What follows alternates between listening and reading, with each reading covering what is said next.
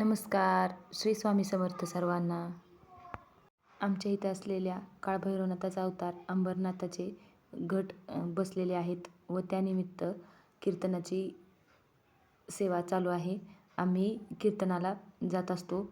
अशा प्रकारे दर्शन घेऊन मंदिरात पूर्ण समया लावलेल्या असतात. खूप छान वाटतं या समया पाहून. या समया 9 दिवस चालूच असतात.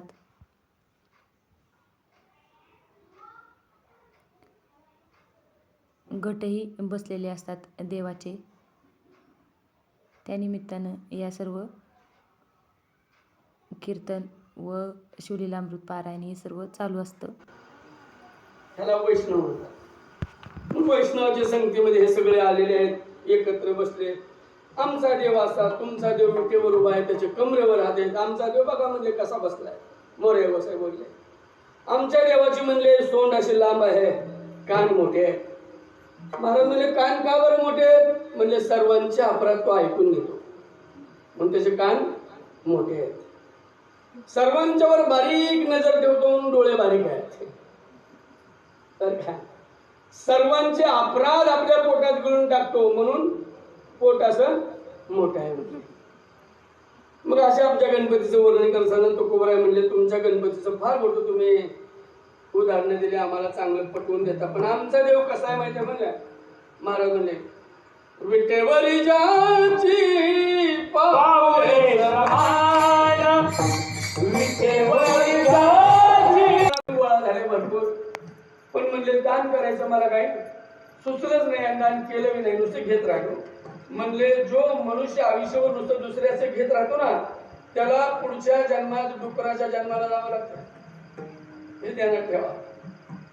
मग महाराज म्हणले बाबा तुला आता दुसरा जन्म नाही, पहिला जन्म तुला इथनं गेलं की डुकराचं घ्यावा लागत.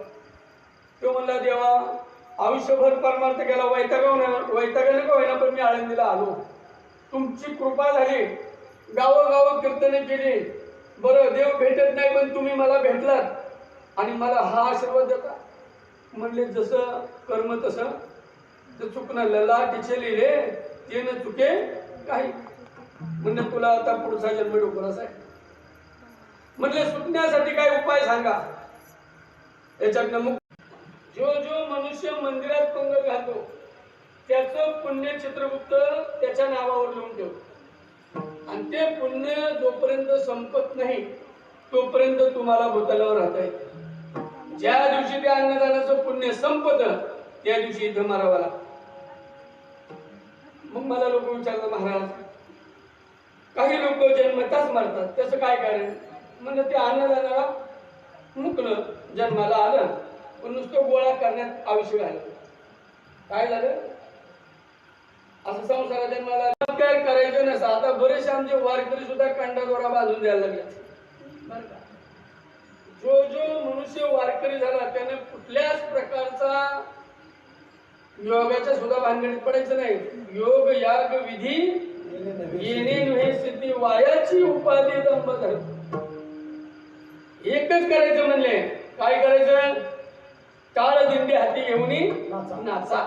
हा तरी कीर्तनाचे नटनाचे नाचले व्यवसाय प्रचिताचे, जे नामचे नाही ते. आज पहिली माळ होती. आम्ही सर्वांनी देवाचं दर्शन घेतलं.